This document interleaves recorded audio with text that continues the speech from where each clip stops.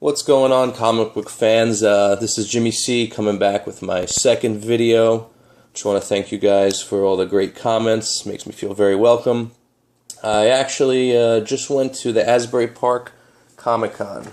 So for you guys who don't know, Asbury Park, they have an iconic image. It's the smiley face guy right seen here. So of course, for Asbury Park Comic-Con, they did a little take on that. Pretty cool. Wonder Woman stake. Anyway, backdrop. It's another reproduction print. This is taken from Classic X-Men #1, which is a reproduction of giant size. You got Aurora and Angel up in the sky schmoozing when he spots Wolverine, kicking it to Miss Marvel down below, and then he's off to the races to go intercede. So let's get to it. This Comic-Con is pretty small. It was crowded, but not ridiculous like New York City Comic-Con. You could actually move about. Waited online 10 minutes for Claremont's autograph, which she's actually charging for now, much to my surprise. But, you know, what are you going to do? Anyway, here's the first book.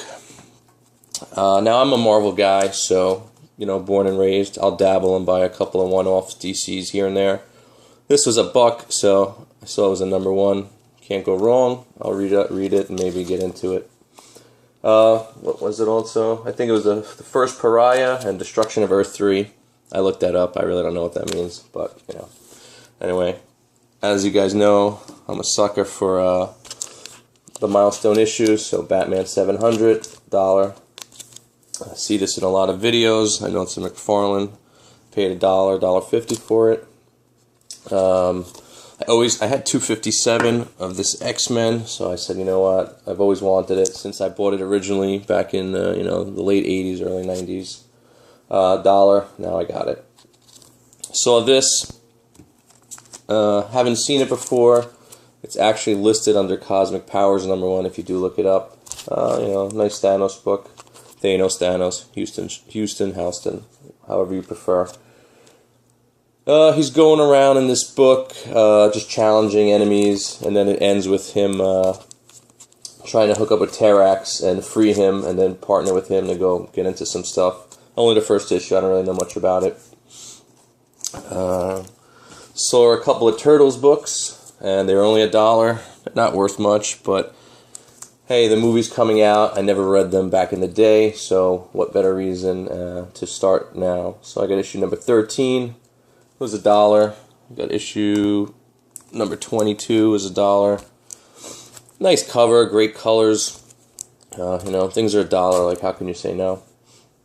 And I got this one too. I didn't notice. It's Tales of the Mutant Ninja Turtles. I scored. I thought I got a 6 for $1, but still a good book. I'll read it. Okay. After that, so this next batch of books I got 6 books for $15.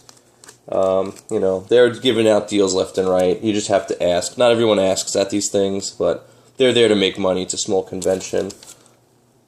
Thing #1. Who doesn't want a little thing in their life? Oops, slippery.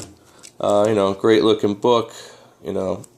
Great colors, perfect corners. Why not? Next book, World's Finest 185. I don't know anything about this, but what a great cover. Batman vs. Superman. It reminded me of Cable Guy, or actually, the Star Trek, where Kirk had to fight Spock. I had the music in my head with Jim Carrey singing. Made me laugh. But I think it was just by coincidence or great marketing, because the next book in the bin was this. So right there, it's like, how can you not get both? Yeah, I mean, what can you do there? Pretty cool. #1's a #1 in my book. I'm a sucker for a #1 or a good cover any day. Also got this. I see this in everyone's video. I forget what it was. It's the hand where Brock pushes Spider-Man or Peter Parker into the train station or something like that. I think that's it, but I see it everywhere, and I got it for included with $15. Why not? I got X-Men 248, first Jim Lee. On the X-Men stories. Let's see what's next. Oh, okay. So I got this book. I wasn't going to get it, but I actually sat on the panel. I sat in and watched the panel. Chris Claremont gave a talk, and one of the questions he discussed was like what he did with Magneto, and it was great. Magneto was known as just an evil guy and a villain, and he really created depth to the character. And he went through the process, and he hit the stories where the highlights were. He said, he had to give him reason for being evil. He felt the injustice for the mutants and, from being in the concentration camps, so he wanted to right the wrongs, and he just did it his own way. And the real turning point where he started, not becoming evil or a terrorist, but started, siding with the mutants, was this issue, 150, where he almost kills Kitty Pryde on the island, and then he realized, Kitty's Jewish. Having all the stuff that happened to him in World War II, and he almost killed a Jewish girl himself, it started building his story and, the background and emotions, and then it led up to issue number 200, where he went on trial for his crimes, and he was trying to do penance and start fresh, and then Charles tasked him to take over the team, and eventually he took over the New Mutants, and that was, you want to do something, you really were going to call your bluff? Go take care of these kids and let's see what happens. And I got it autographed by him too. Now, CGC wasn't there, and so I was really bummed because I wanted to get a couple of books signed, graded. I wanted to get a couple of blank covers sketched and signature series and framed. So I didn't really bring the stuff I wanted to bring, like the Avengers Annual 10 I showed you in the other video. So I said, let me just get a couple of books signed that I don't care about, since it's unofficial. Meanwhile, he's charging $5 each book, but I got up to the line. I'm like, what am I going to do? Not pay the $20 for 4 books? So I bit the bullet regardless. So I got this book signed by him, Uncanny X-Men Annual #1. Like I said, I just grabbed some books I had got Uncanny X-Men 240, first Goblin. I think I showed you guys this the other time, but I just got it signed. And I got the Phoenix book signed where she dies.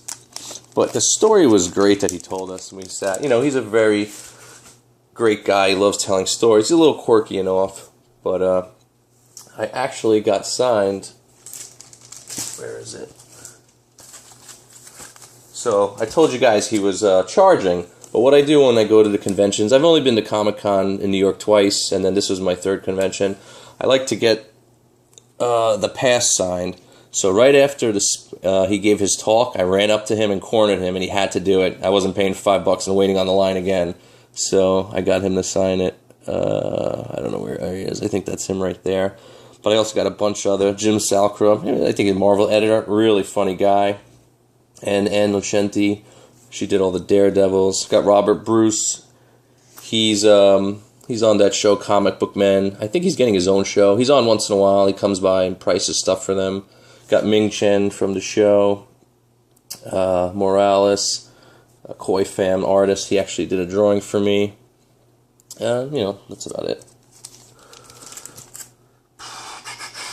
Okay, where are we? Let's check out the time.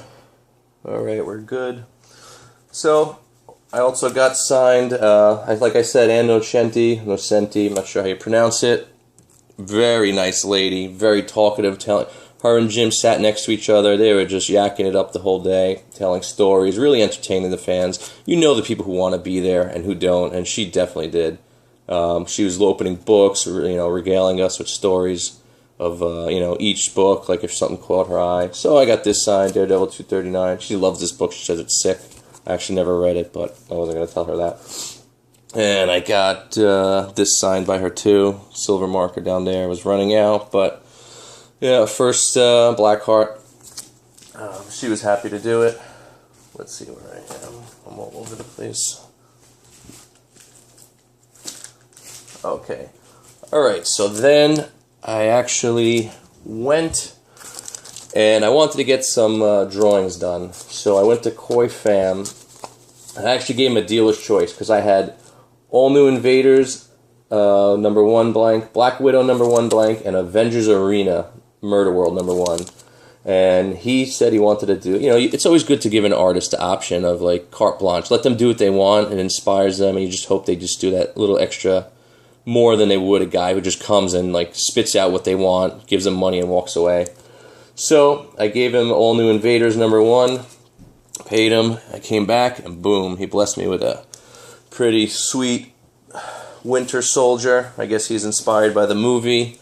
You know, I love it. $50, but I mean, you know what?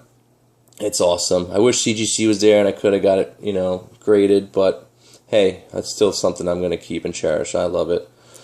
So I asked him when after he was done if he was busy, had anything to do, and he said no. And then I just figured I'd shake him down, and I said, oh, throw me up a little piece real fast for Avengers Arena, because I had another book. I didn't feel like giving another $50 to somebody.